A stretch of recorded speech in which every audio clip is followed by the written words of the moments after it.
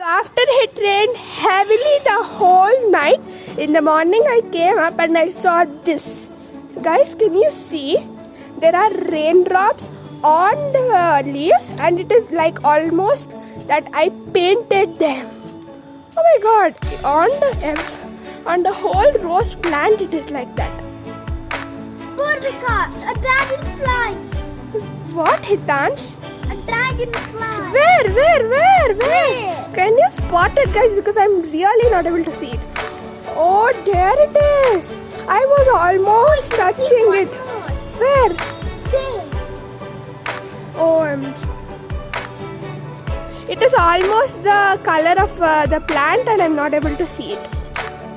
On some more plants and flower also, the raindrops are there and it looks so beautiful.